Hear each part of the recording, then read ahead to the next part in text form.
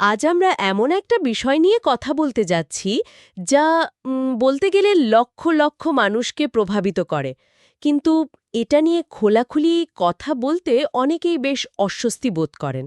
হুম। এটা এমন একটা সমস্যা যা নিঃশব্দে একজনের আত্মবিশ্বাস কেড়ে নিতে পারে, দৈনন্দিন জীবনযাত্রাকে একেবারে সীমাবদ্ধ করে দিতে পারে। আমরা মূত্র অসংযম বা ইউরিনারি ইনকন্টিনেন্স নিয়ে আলোচনা করব। হ্যাঁ, আর এই আলোচনার জন্য আমাদের হাতে রয়েছে বেশ কিছু চমৎকার কিছু উৎস, যেমন royal Dutch society for physical থেরাপির একটি বিস্তারিত নির্দেশিকা আছে। ও আচ্ছা। বিশ্ব স্বাস্থ্য সংস্থার ডেটা আর পেলভিক ফ্লোর ফিজিওথেরাপির ওপর বেশ কিছু গবেষণা। আমাদের লক্ষ্য হল এটা বোঝা যে অস্ত্রোপচার বা ওষুধের বাইরে গিয়ে মূলত শরীরকে প্রশিক্ষিত করে কিভাবে এই সমস্যার নিয়ন্ত্রণ ফিরে পাওয়া সম্ভব। চলুন তাহলে শুরু করা যাক একেবারে গোড়া থেকে। মূত্র অসংযম মানে তো সহজ কথায় অনিচ্ছাকৃতভাবে প্রস্রাব লিক হওয়া, কিন্তু আমি যতদূর জানি এটা তো সবসময় একরকম হয় না, তাই না? না, একদমই না। আর এই পার্থক্যটা বোঝা খুব জরুরি, কারণ এর উপরই কিন্তু চিকিৎসা নির্ভর করে। ঠিক। প্রধানত দুটো ধরন সবচেয়ে বেশি দেখা যায়। একটা হলো স্ট্রেস ইনকন্টিনেন্স সোসাইটি বলছে স্ট্রেস স্ট্রেস ইনকন্টিনেন্স। ইউরিনারি হ্যাঁ, যেখানে ইনকন্টিনেন্স পেটের উপর বা চাপ বাড়লে, SUI হলো ধরুন যখন কাশি, পেটের উপর চাপ পড়ে, হাঁচি যেমন বা ধরুন দৌড়ানোর হাঁচি, সময় কাশি প্রস্রাব লিক বা হয়। ব্যায়াম ও, করার তার সময় মানে এটা তখন শারীরিক নিজের চাপের সাথে অজান্তে সম্পর্কিত। প্রস্রাব লিক আচ্ছা, হয়ে যায়। আর অন্যটা? এখানে একটা অন্যটা ব্যাপার হলো পরিষ্কার আর্জেন্ট কন্টিনেন্স। এক্ষেত্রে হঠাৎ করেই প্রস্রাবের একটা তীব্র বেগ আসে এবং ওয়াশরুমে পৌঁছানোর আগেই লিক হয়ে যায়। এটাকে কি ওভার অ্যাক্টিভ ব্লাডারও বলা হয়? হ্যাঁ, অনেক সময় তাই বলা হয়। আর সবচেয়ে দুর্ভাগ্যজনক পরিস্থিতি হলো যখন কারো দুটোই একসাথে থাকে। সেটাকে আমরা বলি মিক্সড ইনকন্টিনেন্স। এটা আমাদের কিন্তু কোনো উৎসগুলোতে একটা ছোটখাটো সংখ্যা পরিসংখ্যান নয়, আমার তাই না? চোখে পড়েছে, এই যা পরিসংখ্যানটাই বেশ অবাক বুঝিয়ে করার দেয় যে মতো। সমস্যাটা আসলে বলা হচ্ছে কতটা ব্যাপক। নারীদের মধ্যে কিন্তু প্রায় 10 কাদের মধ্যে থেকে এই সমস্যাটা 40 দেখা যায়? শতাংশ এই সমস্যায় হ্যাঁ, ভুগতে পারেন। প্রতি ৩ জন নারীর সংখ্যাটা মধ্যে বিশাল। একটা একজন স্বাভাবিক অংশ বলে জীবনের কোনো না কোনো মেনে নেন, সময়ে এই যা সমস্যার একেবারেই ঠিক মুখোমুখি নয়। হন। একদমই তার মানে ঠিক নয়। এটা এটা কোনো একটা চিকিৎসাযোগ্য শারীরিক অবস্থা, আর এর একটা মানসিক প্রভাবও আছে। গবেষণা দেখায় যারা এই সমস্যায় ভোগেন তাদের মধ্যে উদ্বেগ এবং বিষণ্ণতার হারও কিন্তু তুলনামূলকভাবে বেশি থাকে। তাহলে শরীরের ভেতরে ঠিক কি এমন ঘটে যার জন্য এই নিয়ন্ত্রণটা হারিয়ে যায়? উৎসগুলোতে বারবার পেলভিক ফ্লোর বা শ্রোণীচক্রের পেশির কথা বলা হয়েছে। এটাকে একটা হ্যামকের সাথে তুলনা করা হয়েছে, তাই না? হ্যাঁ, ঠিক। পেশিগুলো এই কোনো হ্যামক বা কারণে দোলনার মতো দুর্বল পেশির হয়ে স্তরটা যায়, আমাদের তখনই মূত্রাশয়, সাপোর্ট কমে জরায়ু গিয়ে এবং অন্ত্রকে সমস্যাটা শুরু হয়। সঠিক জায়গায় ধরে প্রস্রাব রাখে। আটকে একটা রাখার support জন্য system-এর আমাদের মতো। শরীরে মূলত একদম। দুটো সিস্টেম একটা কাজ করে। Support system. একটা হলো পাশাপাশি মূত্রনালীর এটা নিজের বন্ধ হয়ে যাবার মূত্রনালীকে ক্ষমতা, চেপে বন্ধ যেটা রাখতেও হলো সাহায্য ভেতরের করে। সুরক্ষা ব্যবস্থা। যখন এই হ্যামক আর দুর্বল দ্বিতীয়টা বা হলো ক্ষতিগ্রস্ত পেলভিক হয়, ফ্লোর পেশির তখন সাপোর্ট, পেটের ভেতরের যেটা চাপটা বাইরে আর থেকে সামলানো মূত্রনালীকে যায় না, চেপে আর রাখতে সাহায্য প্রস্রাব করে। লিক হতে শুরু করে। তার আর মানে এই হ্যামক সহজ কথায় দুর্বল বলতে গেলে হওয়ার পেছনে যখন এই তো কিছু ভেতরের বা নির্দিষ্ট বাইরের সাপোর্ট কারণও সিস্টেমের আছে। কোনো বিশেষ করে নারীদের ক্ষেত্রে গর্ভধারণ আর প্রসবের কথা বারবার উল্লেখ করা হয়েছে।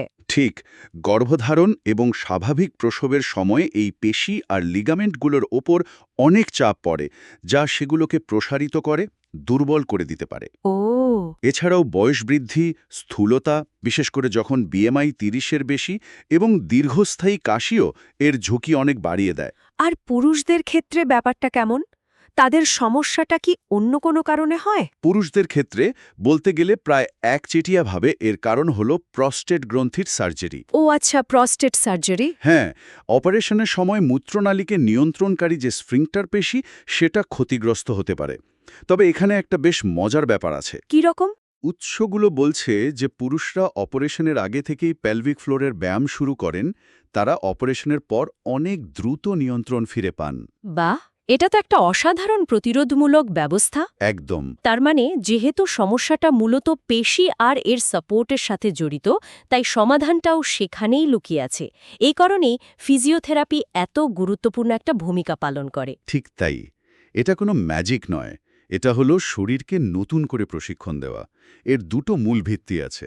দুটো ভিত্তি? হ্যাঁ, প্রথমটি হলো মূত্রাশয়ের অভ্যাস পরিবর্তন করা, যাকে বলে ব্লাডার রিট্রেনিং, আর দ্বিতীয়টি হলো সেই হ্যামককে শক্তিশালী করা, অর্থাৎ pelvic floor muscle exercise. Bladder retraining নামটা শুনলে মনে হয় জোর করে প্রস্রাব চেপে রাখার কথা বলা হচ্ছে, কিন্তু বিষয়টা নিশ্চয় তার চেয়েও বেশি কিছু। অনেক অনেক বেশি। এটা আসলে মস্তিষ্ক আর মূত্রাশয়ের মধ্যেকার যে যোগাযোগ, সেটাকে নতুন করে গড়ে তোলার একটা প্রক্রিয়া। এর একটা হিকসিম কৌশল হলো আর্জ সাপ্রেশন। মানে আকস্মিক বেগটাকে দমন করা? এক জায়গায় দাঁড়াতে বা বসতে হবে। কিন্তু সেই মুহূর্তে তো মস্তিষ্ক একটাই সংকেত দেয়, তাড়াতাড়ি টয়লেটে যাও। সেটাকে উপেক্ষা করা কিভাবে সম্ভব? এখানেই আসল কৌশলটা কাজে আসে। উৎসগুলো বলছে ওই মুহূর্তে পেলভিক ফ্লোরের পেশিগুলোকে কয়েকবার খুব দ্রুত সংকোচন আর শিথিল করতে হবে। দ্রুত? হ্যাঁ, খুব দ্রুত। এই সংকোচন মূত্রাশয় থেকে মস্তিষ্কে পাঠানো জরুরি সংকেতটাকে সাময়িকভাবে ব্লক করে দিতে পারে। এর সাথে যদি গভীর শ্বাস-প্রশ্বাস নেওয়া যায়, শরীর আরও শান্ত হয়। একটা উৎসে তো মনোযোগ সরানোর জন্য কিছু মানসিক কৌশলের কথাও বলা হয়েছে, যেমন উল্টো দিক থেকে ১০০ গোনা। এটা বেশ মজার। হ্যাঁ, লক্ষ্য হলো বেগটা কমে আসা পর্যন্ত অপেক্ষা করা এবং তারপর শান্তভাবে স্বাভাবিক গতিতে টয়লেটে যাওয়া। তাড়াহুড়ো না করে। কোনো তাড়াহুড়ো না করে। এই অনুশীলনের মাধ্যমে ধীরে ধীরে ২ বার টয়লেটে যাওয়ার মধ্যকার সময়টা বাড়ানো হয়। লক্ষ্য থাকে এটাকে ৩ থেকে ৪ ঘন্টায় নিয়ে যাওয়া। ও আচ্ছা। আর এখানে একটা খুব জরুরি পরামর্শ দেওয়া হয়েছে, যদি দরকার লাগে এই ভেবে অকারণে টয়লেটে যাওয়া বন্ধ করতে হবে। এটা তো আমাদের অনেকেরই অভ্যেস, বাইরে যাওয়ার আগে একবার টয়লেট সেরে নেওয়া। এতে সমস্যাটা কোথায়? সমস্যা হলো এতে মূত্রাশয়ে অল্প প্রস্রাব ধারণেই অভ্যস্ত হয়ে পড়ে, মানে সে তার পুরো ক্ষমতা ব্যবহার করতে শেখে না।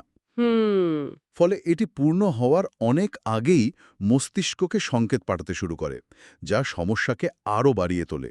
মূত্রাশয়কে তার স্বাভাবিক ধারণ ক্ষমতা পর্যন্ত ভরতে দেওয়াটা খুব জরুরি। বেশ, এটা তো গেল অভ্যাসের দিক। এবার আসা যাক ব্যায়ামের কথায়, যা কেগল এক্সারসাইজ নামে বেশি পরিচিত। আমি শুনেছি অনেকেই নাকি এই ব্যায়ামটা ভুলভাবে করেন। হ্যাঁ, এটা একটা বড় সমস্যা। সঠিক পেশি খুঁজে পাওয়াই নাকি সবচেয়ে বড় চ্যালেঞ্জ। আপনি একেবারে সঠিক জায়গায় ধরেছেন।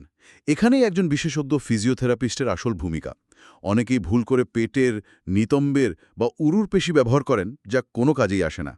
তাহলে সঠিক পেশি চেনার উপায় কি? একটা সহজ উপায় হলো প্রস্রাব করার সময় ধারাটা মাঝপথে থামানোর চেষ্টা করা। যে পেশিগুলো এই কাজটা করে সেগুলোই হলো পেলভিক ফ্লোরের পেশি। তবে একটা কথা, এটা শুধু একবার পরীক্ষার জন্য, নিয়মিত করা একদমই উচিত নয়। আচ্ছা, আমি তো ভেবেছিলাম কেগেল মানে একটাই ব্যায়াম। কিন্তু উৎসগুলো বলছে পেলভিক ফ্লোরের ভেতরেও নাকি বিভিন্ন ধরনের মাসল ফাইবার আছে। ঠিক, এটাই হলো সবচেয়ে গুরুত্বপূর্ণ এবং অজানা বিষয়গুলোর একটা। আমাদের পেলভিক ফ্লোরে ২ ধরনের ফাইবার আছে। কিছু হলো স্লো টুইচ বা ধীর গতির ফাইবার, ম্যারাথন দৌড়বিদের মতো। একদম, যারা দীর্ঘক্ষণ ধরে সাপোর্ট দেয়। আর কিছু হলো ফাস্ট টুইচ বা দ্রুত গতির ফাইবার, যারা হঠাৎ আসা চাপের বিরুদ্ধে কাজ করে, অনেকটা স্প্রিন্টারের মতো। হাঁচি বা কাশির সময় এরাই কাজে লাগে। ঠিক, হাঁচি বা কাশির সময় এরাই কাজে লাগে। তার মানে কার্যকর ফলাফলের জন্য ২ ধরনের ফাইবারকে আলাদাভাবে প্রশিক্ষণ দিতে হবে। ঠিক তাই। বেশিরভাগ মানুষ শুধু এক ধরনের ব্যায়াম করে, যা যথেষ্ট নয়। ধীর গতির ফাইবারের জন্য পেশিগুলোকে ৬ থেকে ৮ সেকেন্ড ধরে সংকুচিত করে রাখতে হয় এবং তারপর ততটাই সময় ধরে শিথিল করতে হয়। এটা কয়েকবার করতে হবে। হ্যাঁ, এটা ৮-১২ বার পুনরাবৃত্তি করতে হয়। আর দ্রুত গতির ফাইবারের জন্য পেশিগুলোকে খুব দ্রুত এবং শক্তিশালীভাবে ১ সেকেন্ডের জন্য সংকোচন এবং শিথিল করতে হয়।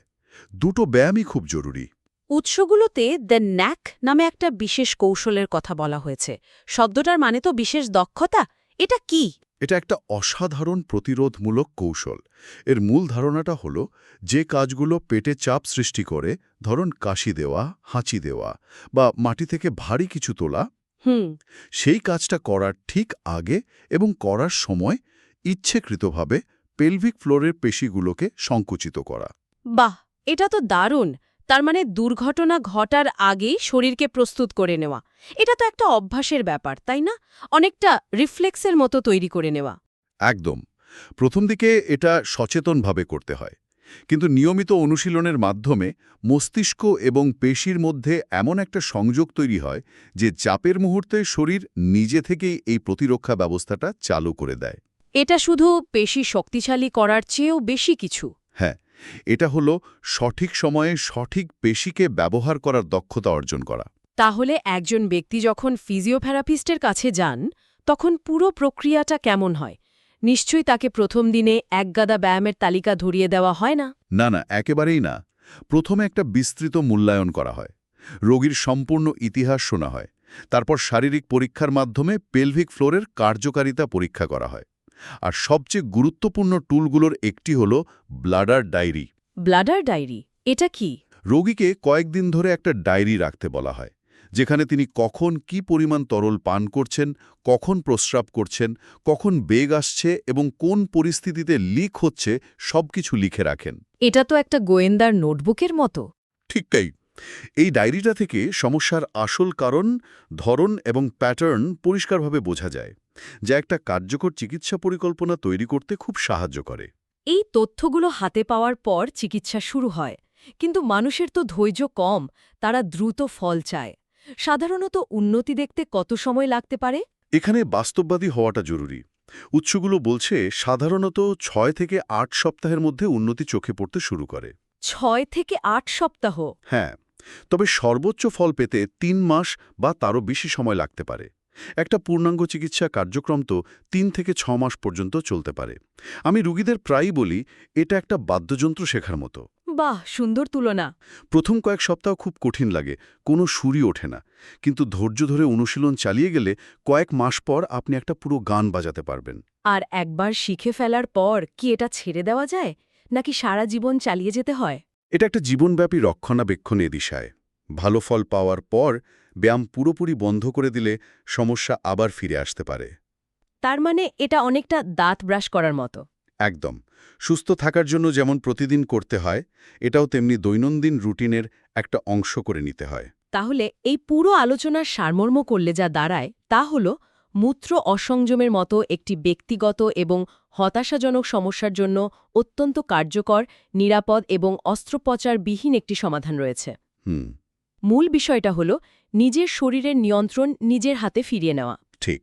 এর জন্য সময়, ধৈর্য এবং বিশেষজ্ঞের নির্দেশনা প্রয়োজন।